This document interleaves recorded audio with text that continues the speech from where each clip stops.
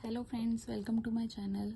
तो आज मैं आप सबको बताने वाली हूँ CUET और CUCET जो बेसिकली अभी चल रहा है कि जो भी हमारे एडमिशन्स होने वाले हैं ग्रेजुएशंस के और पोस्ट ग्रेजुएशंस के, तो उसके बारे में एक नया गवर्नमेंट ने हमारा स्टार्ट किया है एंट्रेंस एग्ज़ाम। तो उसके बारे में मैं आपको बताने वाली हूँ। बेसिकली CUET क्या है? CUET कुछ भी नहीं है, एक कॉमन सा एंट्रेंस टेस्ट है जो बच्चों को देना होगा आफ्टर 12th ग्रेजुएशन के एडमिशन के लिए। तो बेसिकली क्या है, जो CUET है वो एग्ज़ाम कंडक्ट कौन करा रहा है? वो एग्ज़ाम कंडक्ट करा रहा है हमारा NTA। NTA क्या है? नेशनल टेस्टिंग एजेंसी, जो JEE के एग्ज़ाम्स भी हमारे कंडक्ट कराता है। अब जो एग्ज़ाम कंडक्ट हो रहा है, क्या ये सिर्फ एक यूनिवर्सिटी के लिए कंडक्ट हो रहा है? जी नहीं। जो ये एग्ज़ाम कंडक्ट हो रहा है बेसिकली ये हो रहा है हमारी सारी सेंट्रल यूनिवर्सिटी के लिए। अब सेंट्रल यूनिवर्सिटी में क्या है? सेंट्रल यूनिवर्सिटी में लगभग 42 यूनिवर्सिटीज़ आती हैं। जैसे हमारा दिल्ली यूनिवर्सिटी हो गई, इग्नू हो गई, JNU हो गई, BHU हो गई, बनारस यूनिवर्सिटी हो गई, हमारी असम यूनिवर्सिटी हो गई। ऐसी हमारी जितनी भी टोटल 42 यूनिवर्सिटीज़ हैं वो हमारी आती हैं। ठीक है। तो इसमें क्या है, जो हमारे CUET के एग्ज़ाम है उसका जो एप्लीकेशन है वो स्टार्ट हो चुका है 2 अप्रैल से, और लास्ट इसकी डेट है अप्लाई करने की 30 अप्रैल। होगा फर्स्ट वीक ऑफ जुलाई में या फिर होगा हमारे जुलाई के सेकेंड वीक में। अब हम बात करते हैं जो ड्यूरेशन है, एग्जाम कितने टाइम का होगा। ये होगा लगभग आपका 3 से लेके 3.25 या 3.5 घंटे का। ठीक है। जो भी होगा वो आपका जो भी नोटिफिकेशन आएगा उसके अंदर बता दिया जाएगा, पर अप्रोक्स यही है कि 3 से 3.5 घंटे का एग्जाम होगा। मोड ऑफ एग्जामिनेशन क्या रहेगा? अब काफी बच्चे सोच रहे होंगे कि अगर हमारा कंप्यूटर बेस्ड टेस्ट है तो क्या ये घर पे बैठे बैठे हो जाएगा, जैसे हमारे बोर्ड्स के एग्जाम हुए हैं या और हमारे स्कूल के एग्जाम्स हुए हैं? तो जी नहीं, ये कंप्यूटर बेस्ड टेस्ट है, ये ऑफलाइन होगा। इसमें आपको सेंटर दिए बताए जाएंगे कि आपका जो भी आपका एडमिट कार्ड आएगा उसमें जो सेंटर होगा आपको वहां जाकर के ये सेंटर पे जाकर के आपको ऑफलाइन टेस्ट देना है।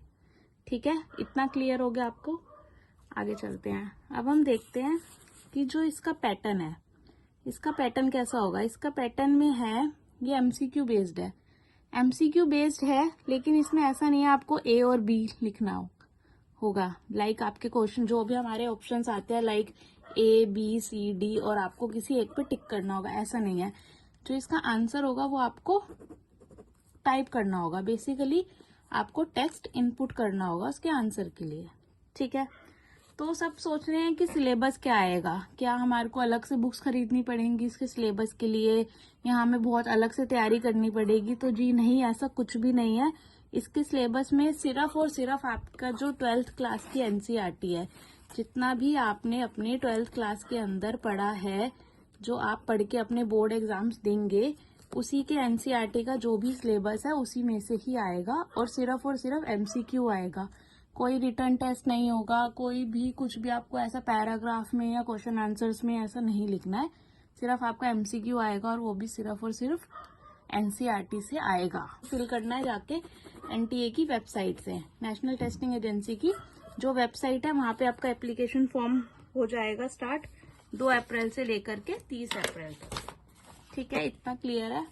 तो यहाँ मैंने प्रिंट आउट निकाल रखा है आपके पब्लिक नोटिस का, जो CUET का है बेसिकली पब्लिक नोटिस। तो देखिए, इसमें देखते हैं हम, इसमें लिखा ही हुआ है सारा कि ये जो हमारा नेशनल टेस्टिंग एजेंसी है हमारी कंडक्ट करा रही है। तो ये जितनी भी सारी सेंट्रल यूनिवर्सिटीज है उनके लिए कंडक्ट हो रहा है सारा। ठीक है। इसकी सारी जो भी इसकी डेट है वो है 2 तारीख को स्टार्ट हो जाएगा, 2 अप्रैल को स्टार्ट हो जाएगा और ये होगा 30 अप्रैल तक। ठीक है। तो इस दौरान आपको ये फॉर्म फिलअप करना होगा। हालांकि इसका एग्जाम जो होगा वो फर्स्ट वीक ऑफ जुलाई या फिर सेकेंड वीक ऑफ जुलाई में होगा, बट आपको फिल अभी से ही करना होगा, अप्रैल के अंदर आपको करना है। उसके बाद आपको हमारा हो गया अप्रैल, मई, जून, पूरे के पूरे आपको 3 मंथ्स मिल रहे हैं प्रिपरेशन के लिए। आपको पूरे 3 महीने मिल रहे हैं। आप अच्छे से अपने बोर्ड्स के साथ साथ इसकी तैयारी कर सकते हैं, क्योंकि आपका जो भी सिलेबस है वो बोर्ड्स वाला ही आ रहा है। बेसिकली आपके NCERT का ही सिलेबस आ रहा है सारा, तो वही रहेगा। ठीक है। उसमें आगे इसका पैटर्न देखने से पहले मैं आपको बता देती हूँ। बच्चे सोच रहे हैं कि जो हमारे बोर्ड के एग्जाम है, कि अगर हमारे जो बोर्ड के एग्जाम है उसके जो हमारे मार्क्स हैं तो क्या वो हमारे लिए मतलब कुछ नहीं रहेंगे? अगर हम 30% ले आए या 40% ले आए, क्या वो इनफ है?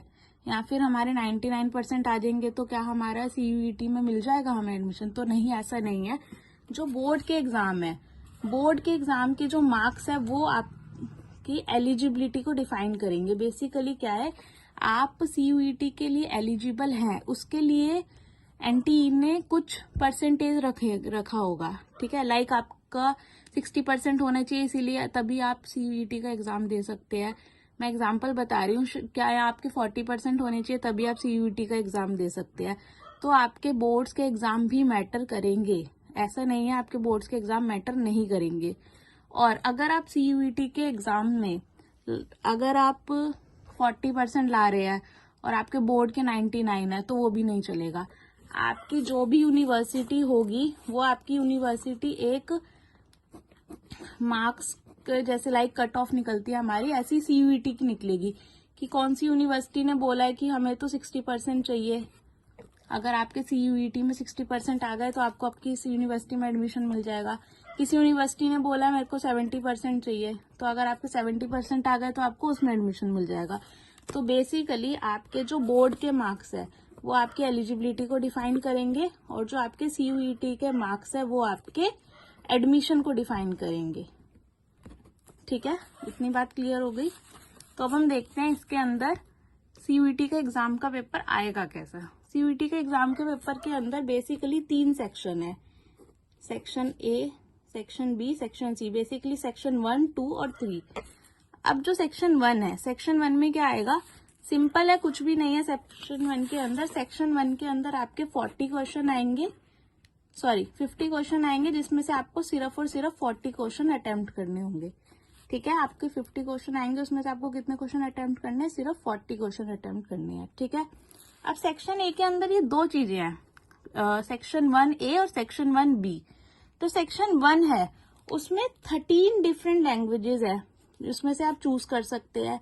और सेक्शन B के अंदर 20 लैंग्वेजेस। अब ये लैंग्वेजेस क्या है?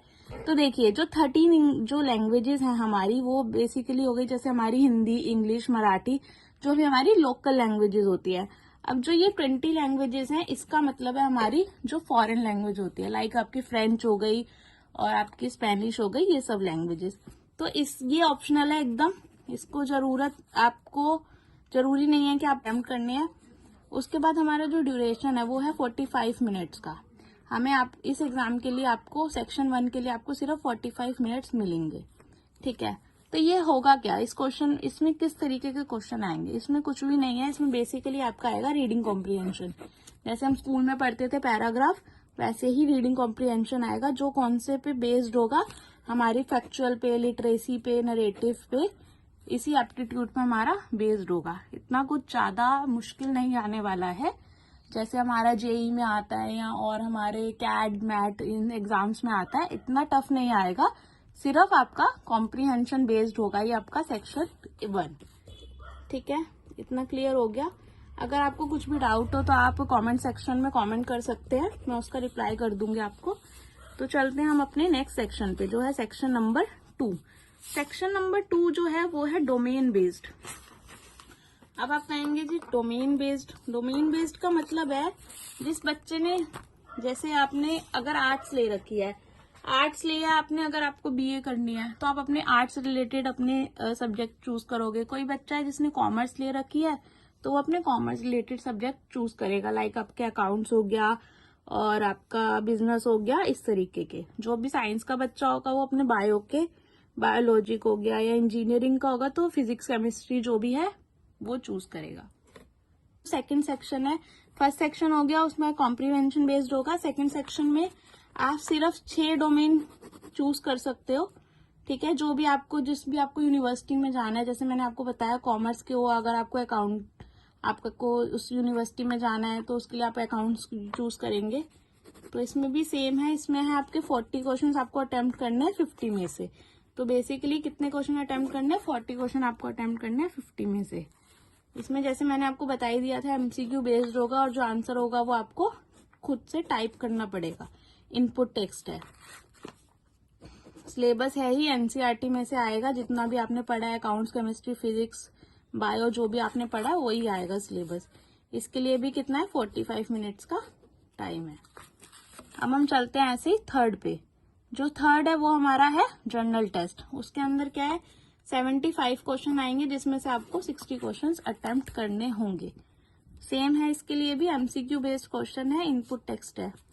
इसके अंदर आपको सिलेबस में मैं बता देती हूँ इसमें क्या क्या आएगा। जैसे आपका जनरल नॉलेज हो गया, जो भी आपने पढ़ा होगा अब तक के 8, 9, 10th, 11th में जितना भी आपका थोड़ा बहुत, करंट अफेयर्स हो गए आपके, मेंटल एबिलिटी हो गई, न्यूमेरिक एबिलिटी हो गई, क्वांटिटेटिव रीजनिंग हो गई, जो भी हम मतलब बेसिकली हम पढ़ते हैं अपना ज्योमेट्री, अर्थमेटिक, या जिसमें से भी हम जितना भी हमने मैथमेटिक्स का पढ़ा है। और इसमें लिखा भी है taught till grade 8th। Basically आपने 8th तक जितनी आपकी मैथ्स पढ़ी है, लॉजिकल, एनालिटिक, उसी से ही आएगा, उसके बाहर कुछ भी नहीं आएगा। ऐसा नहीं है आपका लेवल कैट, मैट, जेट का या जेई का हो जाएगा, ऐसा कुछ भी नहीं है। तो उसी से रिलेटेड आएगा, इतना टफ नहीं होगा। तो जैसे कि उसमें लिखा था 13 लैंग्वेजेस, उसमें जैसे लिखा है तमिल, तेलुगु। अब जो बच्चे जिनके लोकल लैंग्वेज जैसे कन्नड़ है, तेलुगु है, गुजराती है, अगर उन्हें उसमें चूज करना है, किसी बच्चे को हिंदी में करना है वो हिंदी में ले सकता है, इंग्लिश में करना है इंग्लिश ले सकता है। बेसिकली जो भी आपका कॉम्प्रिहेंशन वाला पार्ट है, सेक्शन 1 है, आपको चूज करनी है आप कौन सी लैंग्वेज में देना चाहते हो। अगर आपको इंग्लिश हिंदी में देना है, इंग्लिश हिंदी में दे सकते हो, तमिल में देना है उसमें दे सकते हो, आपके रीजन की जो भी लोकल लैंग्वेज है आप उसमें दे सकते हो। अब हम बात करते हैं डोमेन की। जो डोमेन की मैं बात कर रही थी उसके अंदर क्या था, जैसे अगर आपका अकाउंट्स, आप कॉमर्स से आए हैं तो आप अकाउंट्स चूज कर सकते हैं, आपको उस यूनिवर्सिटी में जाना है बेसिकली, ठीक है। जैसे बायो है, कंप्यूटर साइंस है, इसके अंदर आपका फिजिक्स हो गया, मास मीडिया हो गया, पॉलिटिकल साइंस हो गया, कमर्शियल आर्ट्स हो गया। तो यहाँ पे सारा कुछ लिखा हुआ है। लाइक कुछ बच्चों को मतलब संस्कृत ऑनर्स करनी होती है तो अपना संस्कृत चूज कर सकते हैं, उनके जो क्वेश्चंस होंगे उसी बेसिस पे होंगे, ठीक है। तो ये सारे आपके डोमेन लिखे हुए हैं, ये आपका पब्लिक नोटिस है एनटीए की वेबसाइट पे। इसका लिंक भी मैं डिस्क्रिप्शन बॉक्स में दे दूंगी, आप पीडीएफ डाउनलोड करके एक बार रीड कर सकते हैं। कोई भी आपको क्वेरी हो, कोई भी परेशानी हो, कुछ भी आपको डाउट हो तो आप मेरे को कमेंट सेक्शन में पिन कर दीजिएगा, मैं उसका रिप्लाई आपको दे दूंगी। और अपना ओवरव्यू देख लेते हैं। बेसिकली हमारा क्या है, जो हमारा मोड ऑफ टेस्ट है वो सीबीटी है, बेसिकली कंप्यूटर बेस्ड है। घर पे बैठ के पेपर नहीं होगा, ऐसा नहीं है आप अपने बेड पे बैठ के ऑनलाइन जैसे आपने स्कूल्स के एग्जाम्स दिए हैं वैसा होगा, बिल्कुल नहीं। आपको सेंटर पे जाना पड़ेगा, वहां जाकर के आपका एग्जाम होगा, ये बात ध्यान रखिएगा। दूसरी चीज है आपकी टेक्स्ट पैटर्न। टेस्ट का पैटर्न कैसा होगा, एमसीक्यू है, जैसे मैंने बता दिया, ऑब्जेक्टिव टाइप क्वेश्चंस आएंगे आपके। मीडियम आपका 13 लैंग्वेज है, जोन सी भी आप लैंग्वेज चूज करेंगे, हिंदी, इंग्लिश, मराठी, उर्दू, गुजराती, उसमें आपका एग्जाम होगा।